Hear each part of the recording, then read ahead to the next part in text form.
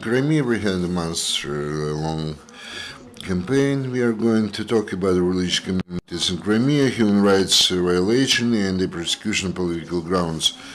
To have our guests include Said Ismagilov, Mufti of the Clerical Board of Ukrainian Muslims, Ievstratiy, Archbishop of Chernihiv, Nizhyn, Oleksandr Sagan, Ukrainian theologist, senior researcher of the Hryhorii Skovoroda Philosophy Institute of the National Academy of Sciences of Ukraine, and Andriy Yurash, Director of Religion and Nationalities Department at the Ministry of Culture of Ukraine, are going to be here. Anatoliy Kalyuzhnyi, pastor of Nove zhuttya, New Life Protestant Church. This is actually, we are talking about the presence of the different churches on the Crimean Peninsula. We are my colleagues told me that this information is going to be updated, so you can visit this website and see the availability of different churches. Now we give the floor to our guests just for them to say what's going on now in the Crimea, what is the situation, and all the rest. You have the floor, Your Reverences. Thank you. First of all, I would like to note here that the situation in the Crimea for the religious community is absolutely complex from the different points of view, and hard, I mean. First of all, we're talking about the attitude towards the fact what happened to the Crimea, actually. And here, for both for the believers and for the clergy, for the religious communities, this issue is not just a theoretical one. This is the issue pertaining to their life per se, how they should, what should be their attitude to what happened to the Crimea last year, in the experiment last year. And accordingly, quite a number of different problems come to the surface, especially for those who does not actually agree to what has happened to Crimea, who do not consider that Crimea is part of the Russian territory, and who believes that the events of last year are actually an occupation. Those who are persuaded ensure that Crimea is part of Ukraine, especially those who remain to be the citizens of Ukraine, but they stay and reside in Crimea, continue to be believers of the clergy. Accordingly, we have a number of different problems. Since the Russian authorities and the Crimean authorities believe that the Crimea is a territory of Russia, and accordingly, Russia has its sovereignty over this area, and they have to act. They may act accordingly. Specifically, we're talking about the religious community. And the first problem which lies on the surface is the problem associated with registration of religious communities. According to the laws adopted by the Russian Federation after the occupation of the Crimea, they established the demand for or the requirement for registration of all the religious communities under the Russian Federation legislation. They actually established some terms of period of time. First, they established the January 1 this year, then March 1 this year. Now, in a very fast manner, they adopted the decision that this term can be extended until January the 1st next year.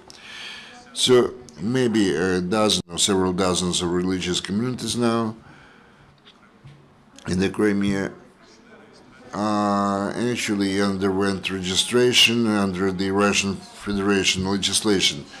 And I'm talking about until the January 1st this year. And until March 1, number of those registered religious communities did not increase drastically. Well, what's the reason? First of all, this is a very complicated process. And number two, this process is a multi-stage one.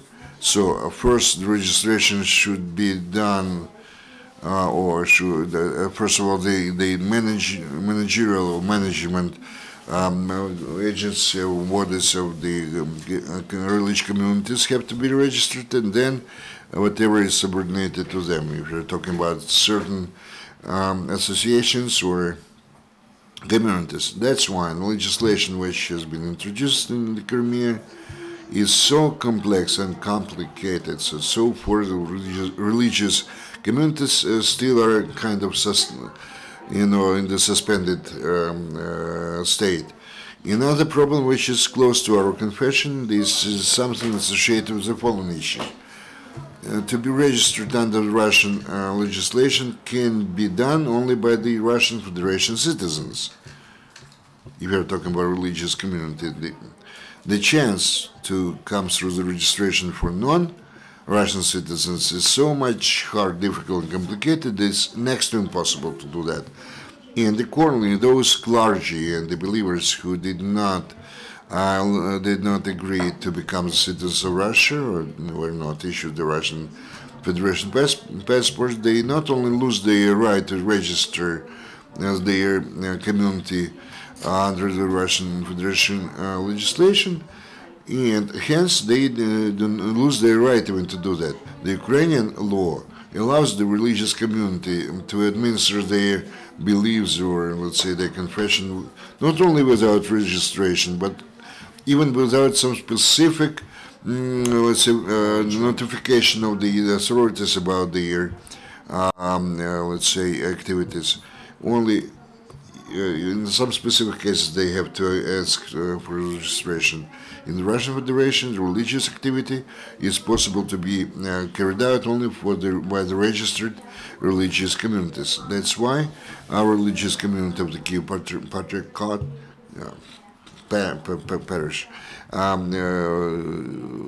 you have the principal position. We as the church do not, let's say, perceive or do not agree to the fact of the occupation of Crimea. That's why we continue to act under the Ukrainian legislation and laws and legislation in accordance with the Russian Federation legislation. We do not believe it to be something which is absolutely necessary to do. So far, we managed to safeguard and to keep and hold that stance or position. And we are going to do that as long as possible, but nobody knows what would happen in the future. Hence, some practical problems without Russian registration or Russian Federation registration. This leads to the impossibility to open the bank accounts or to pay the communal services payments or to pay for some other, to affect some other, let's say, compulsory and payments. And we find ourselves, our religious communities, in a very difficult situation. And also we face the problem of the right to the ownership, to the real estate, first of all, to the offices, to the plots of land, etc.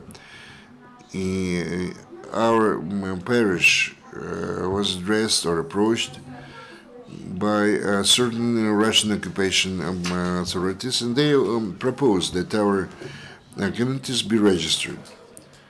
They actually showed their interest in having our communities be registered, but when we put the questions, how could those communities be registered, like a Kiev Patriarchate communities, they say, no, this is a very complicated process. There is such a structure is not existent in the Crimea, and we have to create something like that or establish. So it better register yourselves as some independent Orthodox community, etc. If we are talking about the Orthodox religious community, which is not connected to the Kiev Patriarchate, this is not a direct, but somehow anyway they trying to push us, to push our confession to break with the Kiev Patriarchate of the whole Ukraine, by the way, which is done in all other confessions and the religious communities. So they are try to carry out the specific activities in order to introduce in the Crimea territory the Russian religious structures and to subordinate the Crimean religious structures to the Russian Federation structures. And they do that along the lines of the Catholic Church, but this is very difficult to do that in practice. But what they do, they take the priest, the chief priest in the Simferopol temple, they actually ousted him from the Crimea under the pretext that he doesn't have a special documents which permit them to stay on the Crimean territory, and he was replaced by the Russian priest who came from Russia specifically for this purpose. So formally, they didn't change the shell of that, the external shell, but they just replaced the clergy. The same happens in the Protestant, among the Protestants or the Muslim religious confessions. There were some attempts on the part of the Russian Federation centers to introduce either new centers or to subordinate those to them. The same holds for the Judas, the Hebrews religious confession. Most of them were forced to leave the Crimean territory, which was announced even 1 year back by the chief rabbi of Ukraine, who said that, if we are talking specifically about Sebastopol, when there was the Ukrainian authority, under control of the Ukrainian authority, there was no kind of persecution or some difficulties, but as soon as the Russians came there, so the synagogue building was covered with anti-Semitic inscriptions and graffiti and whatnot. So they were forced to leave the Crimea, the chief rabbi, and take all the parishioners with him. Another problem we are facing nowadays is psychological pressure. First of all, through the special services, federal security service, they call us to have certain interviews. They come to us and they are trying to push us to be loyal to Russia. And again, not only people that are responsible for religious activity in those services are working with us, but as well the department that is responsible for fighting extremism, so-called Department A, that is involved in anti-terroristic activity, and they are bullying priests. Last year it was indirect pressure on the believers. They visited our services and they said, they noted, they made certain notes in our sermon, and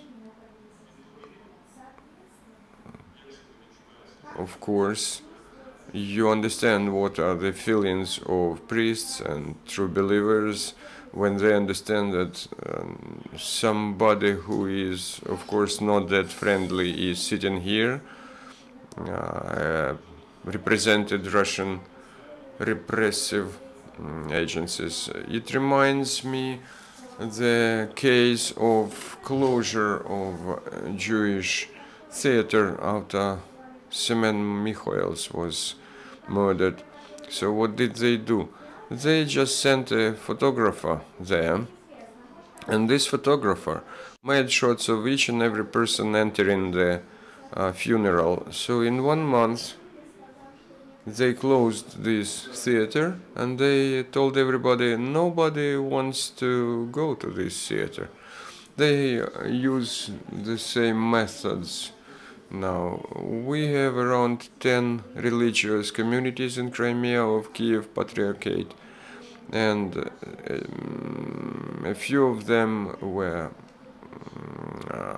had to stop their activity. Why? Because 3 temples were captured by so-called self-defense forces of Crimea. The most picturesque case happened in Perevalnoye, near Simferopol, and in a year a chain of communities, up to 5 of them, they lost the opportunity to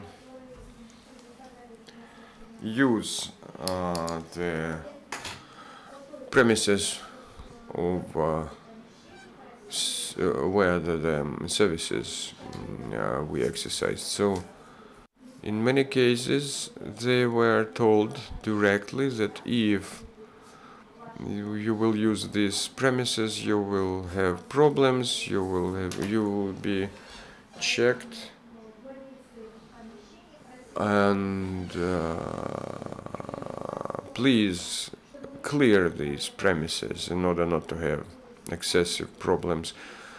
In Kerch, in Sudak, those were such cases, and finally I would like to stress that our church, our confession belongs to Kiev Patriarchy, and in Crimea it was a national structure. There was involved tightly into Ukrainian national way of life. And Ukrainian Kiev Patriarchy communities, they were and they still are the core of Ukrainian national way of life. So in this sense, they are the only structures of this cultural type in Crimea. And we are very active in international sense, and here in Ukraine we point out once again that Russia has a chain of obligations according to international treaties and agreements, specifically in the field of the rights of religious communities. Now we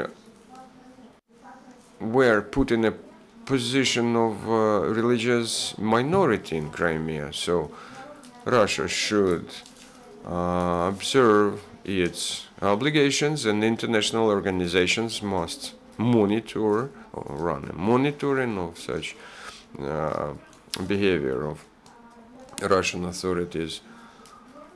And we must defend our believers and defend the right of any person to confession, to national identity in occupied Crimea, and we hope that sooner or later this occupation ends up and Crimea will be free in this sense. Thank you very much. As Archbishop, I would like to give floor to Sayyid Ismagilov, Mufti of Crimean Muslim community, Mufti. First of all, I would like to say that in the last half of year, the pressure on the Crimean Muslims is continuing, and around 20,000 Crimean Tatars Muslims had to fled from Crimea. They moved to other regions of Ukraine, and there are different types of different people. Say functionaries of Crimean Majlis. There were a chain of detentions, investigations, etc. So not only believers leave Crimea for other parts according to their confessional beliefs, because in Crimea there is nothing like a freedom of religious activities, and in fact in Crimea the Muslim religious communities could not live normal life as well. Crimean Tatars and Muslims leave Crimea because of their national ideas, national beliefs. We have a lot of Muslims that fight in the armed forces of Ukraine. Unfortunately, in Crimea, their families they are under search, investigations, and many people I met that had to evacuate their families from Crimea because of this danger. So this streamline of refugees is still is still in place, and Crimean Tatars, they continue to travel from Crimea to other places in Ukraine in spite of all the actions of Russian authorities to keep Tatars in Crimea. So we had certain changes. You probably remember very well that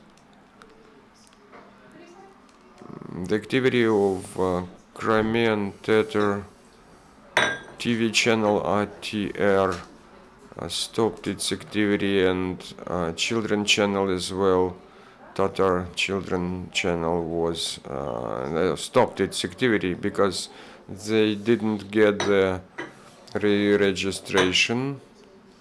And this Crimean channel was liberal to a certain extent. It was probably the only one source of the freedom of speech in Crimea. And the broadcasting of this channel was stopped because of they were rejected of licenses and permits to broadcast. So Crimean people, they do not have now any media of their national nature. That was as well not very comfortable. That was a great blow for the national religious minority, but people, they still hope on sooner or later this dictatorship be stopped. As well, the Crimean Muslims were hinted that at their mourning date, it's 18th May, when it was a deportation of Crimean Tatars, and representatives of all the Crimean communities, Crimean Tatar communities, they gathered in the central Simferopol Square to commemorate all their family members that were punished, that died as a result of Stalin deportation. There was a hint already that you do not need to do that. You may not do this public. You better do it privately at your households and mosques.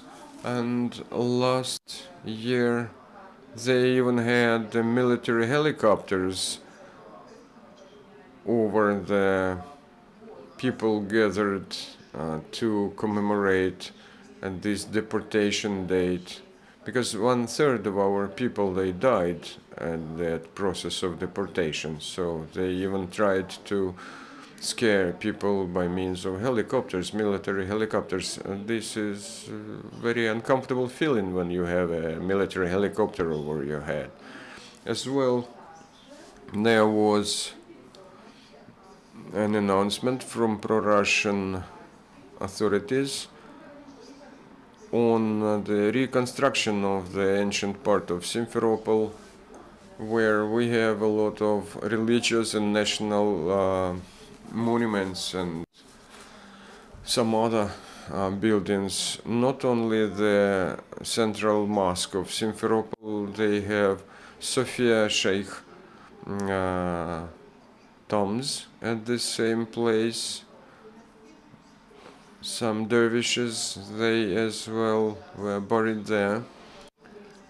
Unfortunately, in independence time, when Ukraine controlled Crimea, religious organizations failed to hold control over these religious places, and now our people are thinking about what it will be with that religious monuments, religious spots, because the reconstruction of this central part of Simferopol have been already announced and it soon be started. So certain pressure is applied on religious activists public activists of Crimean Tatars in Crimea. Now we are facing a new tactics when units, military units, police units surrounding settlements, and they go with a thorough total search. This is some kind of a new technique, and many people, they understand this as a scaring exercise. As well, the searches in religious and educational agencies are still going on. First of all, many Muslims that belong to Habashi movement, they blame religious activities, Muftis, religious and national activists and educational facilities, that they are not loyal to Russia, that they are pro-Ukrainian.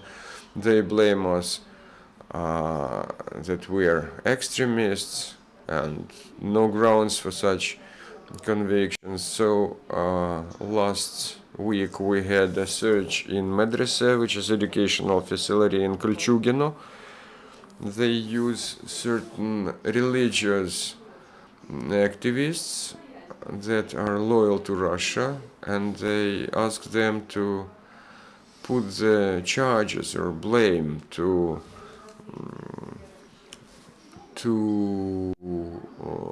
our priests, our people. Not all of the communities happened to be registered again. Many of them stopped their activity because they failed to register. Certain communities, they do not want to be re-registered according to Russian legislation. Certain communities that are now at the edge of this registration, they feel that they've been bullied to be re-registered. As part of officially registered religious center, they refused to be registered as independent community, and in many cases certain communities that are not registered according to Ukrainian legislation, but that are not registered according to Russian legislation, but they are registered according to Ukrainian legislation as a part of some center that works in Ukraine. It is very difficult for them to work and to run their activity. So many Muslims, they are feeling themselves suspended in a way in Crimea, and in many cases they hope for liberalization, for greater level of tolerance to Muslims. But everybody knows that this special pressure is applied to pro-Ukrainian communities because they refused to cheat its own motherland. Because any true believer, if he is true believer, then he is true and to all the values, means to its motherland, to its citizenship, etc. Because it's kind of an oath they had in their past. In many cases, the communities, they could not position themselves somehow in Crimea, so hopefully this negative experience we had will be terminated, and Crimea will be again a part of Ukraine, and further on the religious and cultural life will develop according to democratic and tolerant laws of Ukraine. Thank you. Thank you very much. I would like to turn the microphone to Anatoliy Kalyuzhnyi, the priest of the Protestant Church, New Life, just to ask you what happened in Slaviansk, what the Russian world, Russian world members did then, or the militants Russian did there. Good afternoon. First of all, I would like to remind you, generally speaking, what we started with.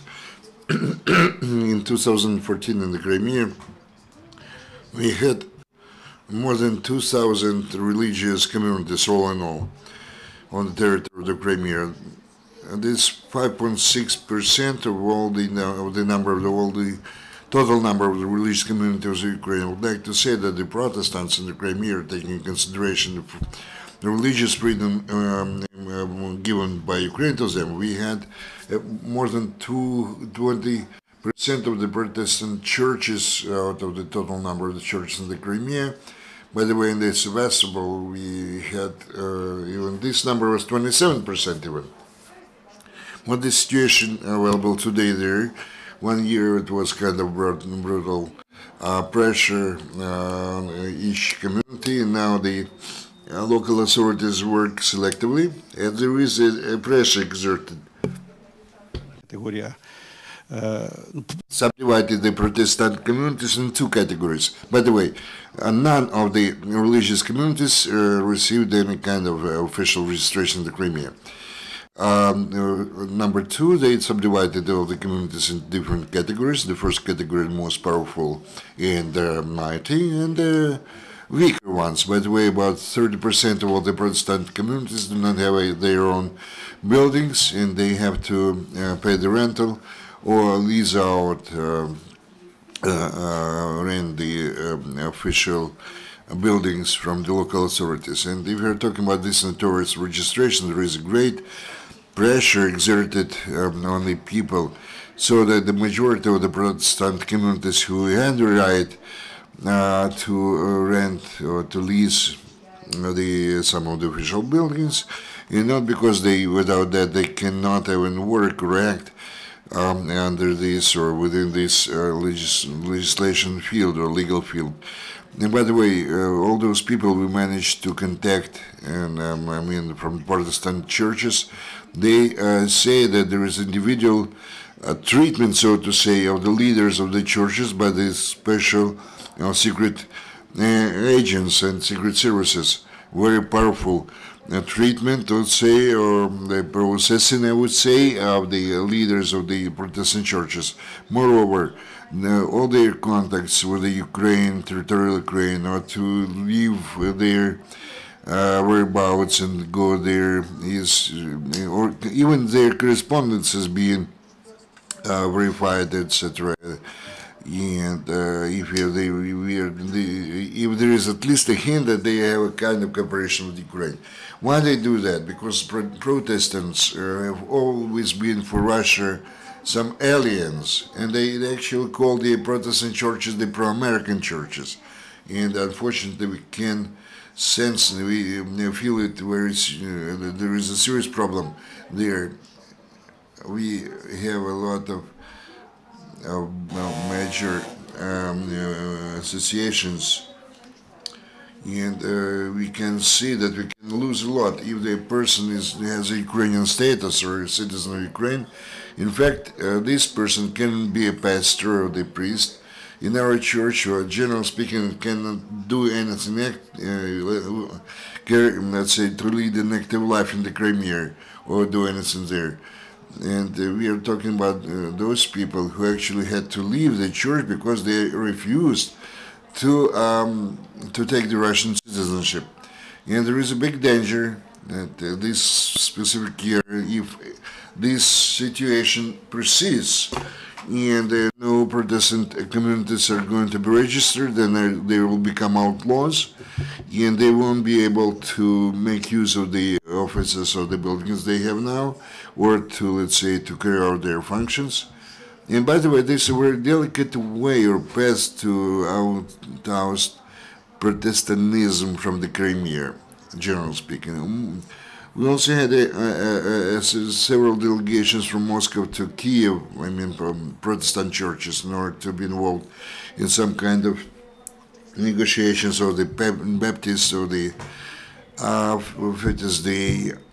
believers had to try to persuade them to give their facilities and structures to the local pro-Russian authorities. And really, you have to admit that the Baptists community, Russian community in Moscow is a pro-Kremlin and pro-Putin.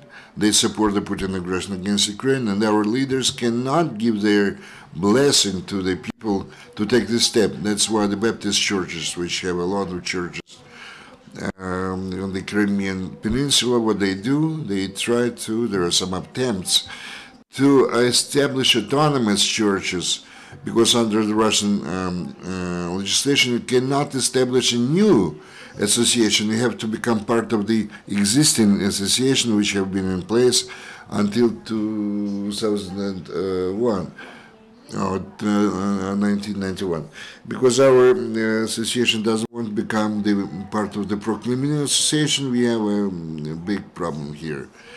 Today, 17 religious communities and churches in the Crimea agreed or gave their consent to switch over to the 50th day community under the leadership of the Bishop Grabovenko, and we are involved in the negotiations now. And Grabovenko is member of the spiritual council under the President of the Russian Federation, Putin.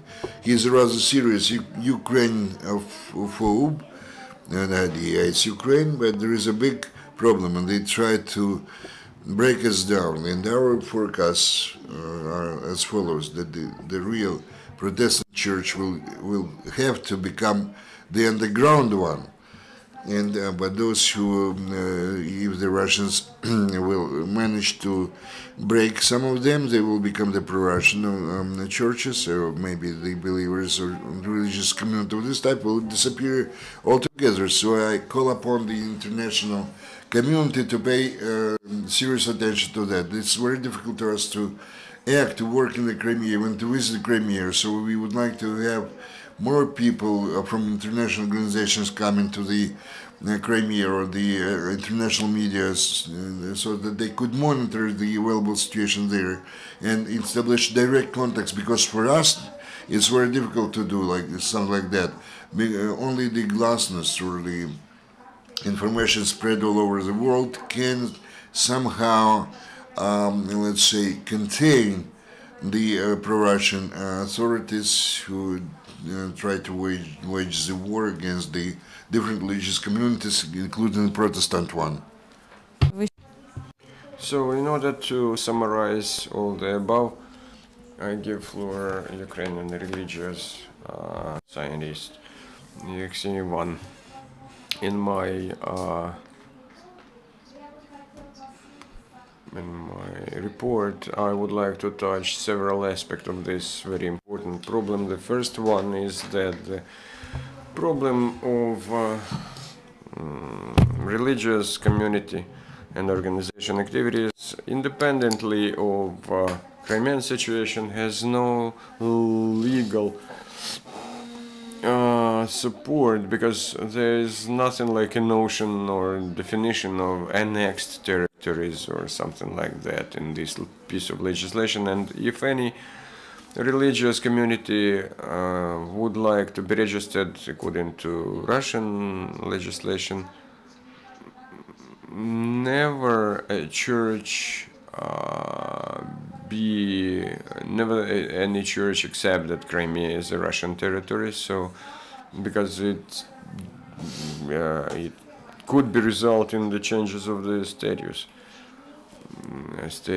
Again, this question could not be solved that religious way, because this is very strict position, very strict regulation in Russia that any church must be Russian only in the Russian territory. So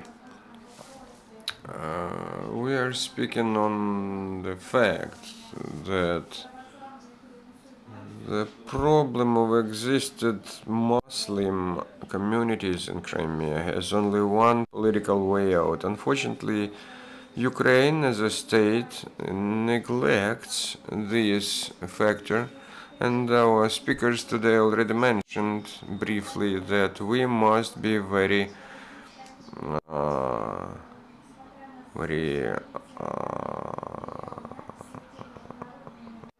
clear that Russian Federation must fulfill its obligation according to international treaties and agreements been signed by Russia. We are speaking not only about religious communities, but public organization, Crimean Tatar schools and national ethnic communities and societies, because they are surviving.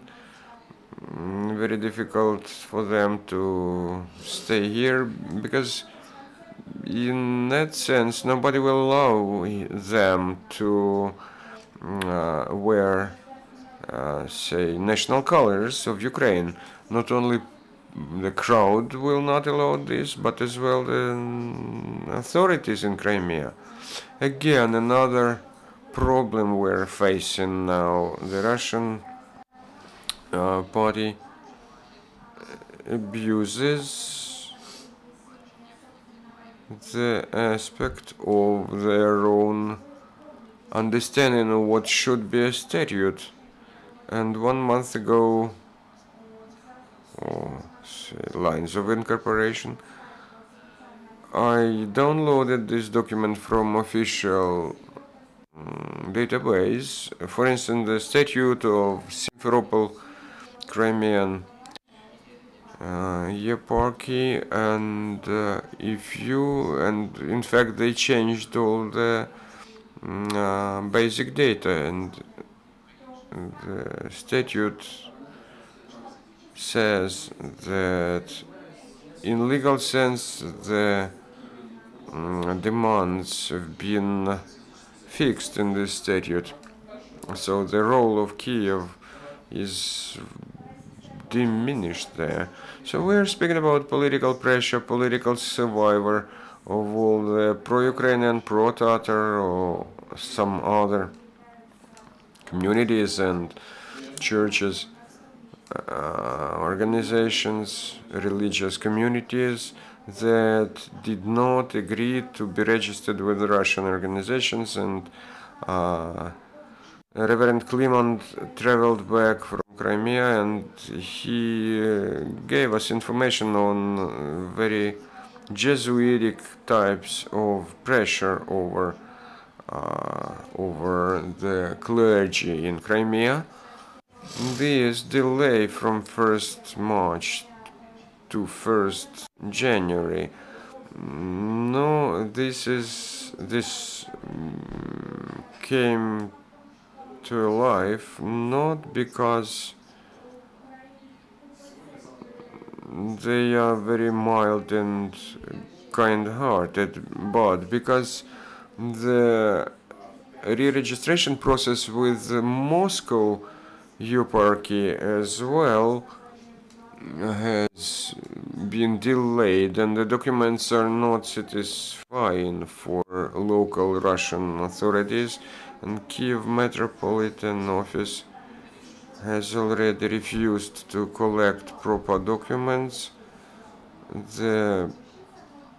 This issue is to be solved now between the eparchies themselves. So, and finally, I would like to stress out that as being public organizations, and I am, for instance, an expert in scientific and expert council on religious problems in the Ministry of Culture of Ukraine, and lately I have already touched the issue of special document we must adopt, we must sign it as an, say, request to Ukrainian authorities to immediately initiate its plea to international agencies as well as to Russian Federation authorities that the issues we are speaking of now should not be chaotic or, say, contractual, so to say, because we're speaking about case-to-case basis, but we must exercise systematic approach for us to understand that, yes, Ukraine is defending its loyal citizens, loyal organizations. Unfortunately, many of them had to be registered as Russian citizens with Russian passports, The same Reverend Cleveland writes that in Easter Day there were much more people visiting church than before. It means that people that are stayed in occupation there still tend to go to Ukrainian church. That's why we must cover them with our, expand our support for them. And in Crimea, for instance, the ATO problems are secondary. The primary problems for them are religious beliefs, and they are disappointed to a certain extent that Ukraine as a nation is not very interested in their life there in Crimea. Thank you. Thank you, Oleksandr. I immediately have clarification.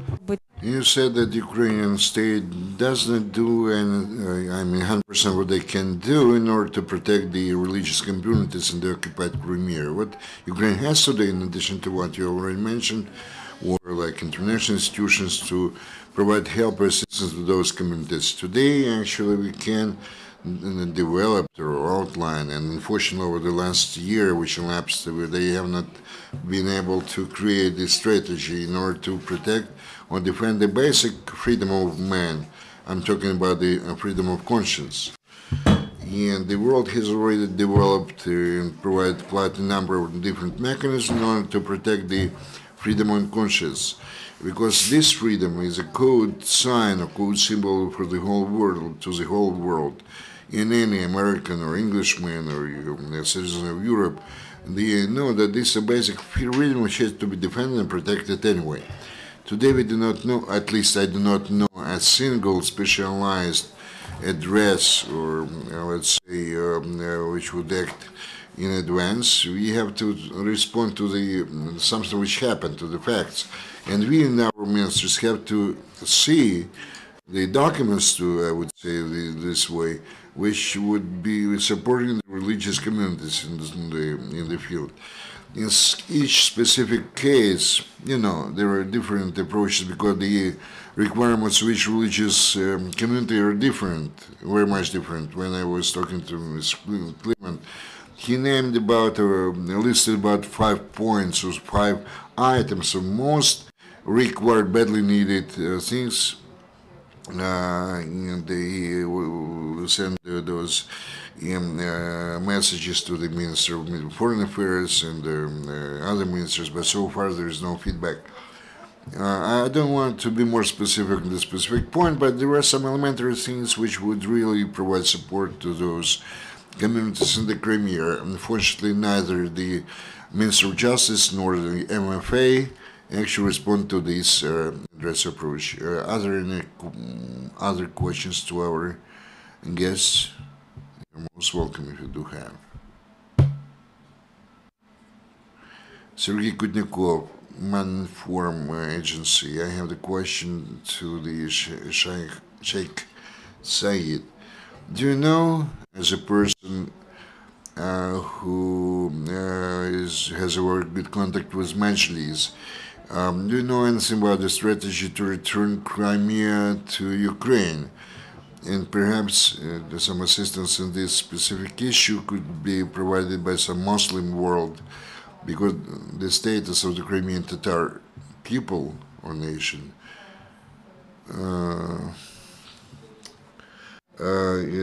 encounters, as they say, a very big problem. So another question to Mr. Alexander. This summer we are going to mark a millennium since the day of death of Prince Vladimir. As a member of the community of military historians of Ukraine, we discussed that topic, and perhaps you know that well, that the first millennium of baptism, which happened under the Prince was called in 1988, and There are a lot of scholarly or scientific questions regarding this specific event. Is it possible, to which extent, how much it is possible to baptize Ukraine again, like they did that in 988? This is no longer in both in theological or legal aspect. This is not in full conformity with the God. Christ has right. The first thing which I would like to tell you that the leaders of Majlis, in general speaking, all the Muslims of Ukraine, they dream about Crimea coming back to the Ukraine, because to us this is a special place. This is the cradle of Islam in Ukraine. This is the territory from where, for many centuries, the Islam was spread all over Ukraine for many centuries. That's why it's a certain tragedy that they actually took away from us this big piece, and actually they broke our contacts and ties with the first source, or original source of Islam in Ukraine. Number two, I'm not well versed about the specific steps proposed by Majlis in order to return Crimea to Ukraine. Perhaps this is not something which is really should be voiced out loud. But I would like to say that Majlis, this is an ethnic organization. If they very much, even wish very much to return Crimea to Ukraine, they do not have any instruments or tools how to return Crimea to Ukraine. First of all, this should be resolved on the national level. I'm talking of the Ukraine as a whole. On the level of the society, Majlis can actually voice their vision and give some advice to call upon the international Ukrainian community. But Majlis doesn't have any levers to do that themselves. As for the global Muslim community, we are trying to do everything possible so the whole world knows what tragedies take place in the Crimea, what kind of tragedy is going on in Crimea. And we do not, when the case when they not try to do it somehow kind of clandestine or something hidden, but they do it openly, obvious. And that's why we are working today in order for the whole Muslim community in Asia, Africa, and Europe, so everybody knows about Ukraine, but the problems faced by the Muslims and the Crimea, not only Muslims, different religious communities like Orthodox or Protestant, that they remain veterans of Ukraine. They never betrayed Ukraine. We are trying to do that at our level, but I'm positive that the steps to return Crimea to Ukraine, first of all, should be made by the state proper. And the question to Mr. Oleksandr, very briefly, indeed this issue pertains to the Crimea directly, because the celebration of the millennium of death of Prince Vladimir in Russia, they kind of have such kind of a humble comparison. Vladimir the First, Vladimir the Second, meaning Putin, and Putin visualized himself almost the same reformer, great reformer, as the Prince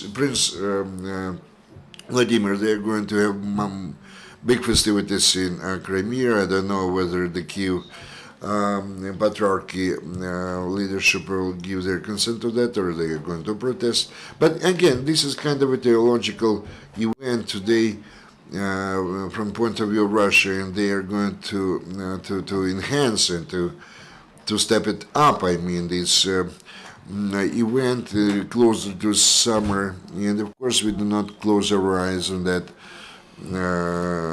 date. Maybe Father Ievstratiy will tell more details about that. As for the steps beyond okay. If we are talking about the festivities associated with the baptism in the time of the Prince of Oscorn, but we are now talking about Prince Vladimir's baptized in the Kievan Rus in 988. So there are two of those dates, and that's Prince Vladimir.